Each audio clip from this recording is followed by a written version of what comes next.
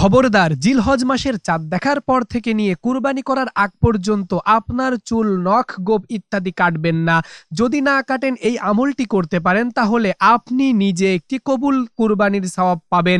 অর্থাৎ কুরবানি করলে যদি ওই কুরবানি কবুল হয়ে যায়, সেই ব্যক্তি যেমন সওয়াব পাবে, আপনি কুরবানি না করে এই আমলটি করার মাধ্যমে ওই সওয়াব পাবেন। আর এই কথাটি আমার নয়, স্বয়ং নবীজি বলেছেন।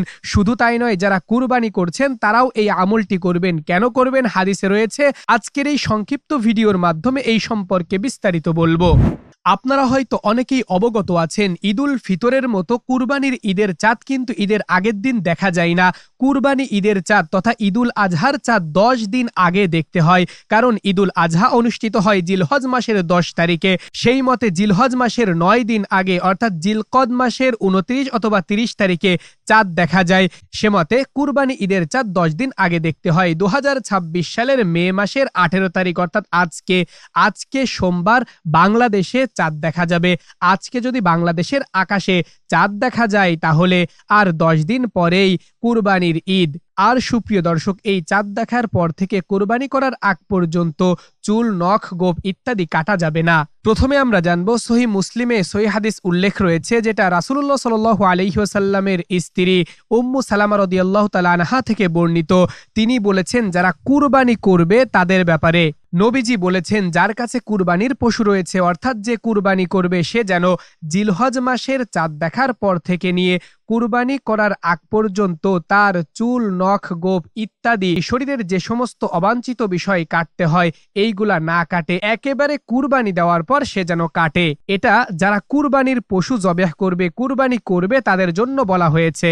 এবার আসি, যারা গরিব মানুষ রয়েছে, যারা কুরবানি করবে না, তাদের ব্যাপারে নবীজি সাল্লাল্লাহু আলাইহি ওয়াসাল্লাম কি বলেছেন এ সম্পর্কে আবু দাউদ শরীফে একটি হাদিস উল্লেখ রয়েছে, যেটা বর্ণনা করেছেন আব্দুল্লাহ ইবনে আমর ইবনুল আস রাদিয়াল্লাহু তাআলা আনহু।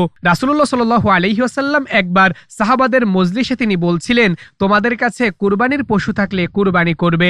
এক গরিব সাহাবী বলল, ইয়া রাসূলুল্লাহ, আমার কাছে একটি উট রয়েছে, যেটা আমি সাময়িকভাবে এনেছি, কাজের জন্য এনেছি, আমি আবার তাকে ফেরত দেব।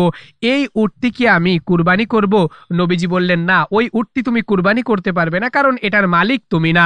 তবে তুমি যদি জিলহজ মাসের চাঁদ দেখার পর থেকে নিয়ে কুরবানির আগ পর্যন্ত চুল, নখ, গোঁফ ইত্যাদি না কাটো, তাহলে তোমার আমলনামায় আল্লাহ রব্বুল আলামিন কবুল একটি কুরবানির সওয়াব দিয়ে দিবেন। সুবহানাল্লাহ।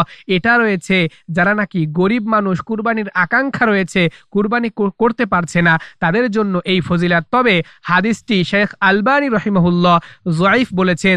তবে জয়ীফ মানে এটা নয় জাল হাদিস, বানানো হাদিস নয়। জয়ীফ মানে দুর্বল সনদে এসেছে, দুর্বল পর্যায়ের হাদিস। তবে আবু দাউদ শরীফে এই হাদিসটি উল্লেখ রয়েছে। তাহলে সুপ্রিয় দর্শক, গতকাল রবিবার মধ্যপ্রাচ্য সহ আরব দেশের বিভিন্ন দেশে কুরবানি ঈদের চাঁদ অর্থাৎ জিলহজ মাসের চাঁদ দেখা গিয়েছে।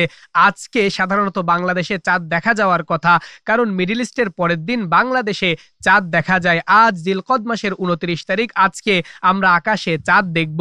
তাহলে আজকে চাঁদ দেখার পর থেকে কুরবানির আগ পর্যন্ত যদি আমরা উল্লেখিত আমল করতে পারি, তাহলে উল্লেখিত ফজিলাত আমরা অর্জন করতে পারবো।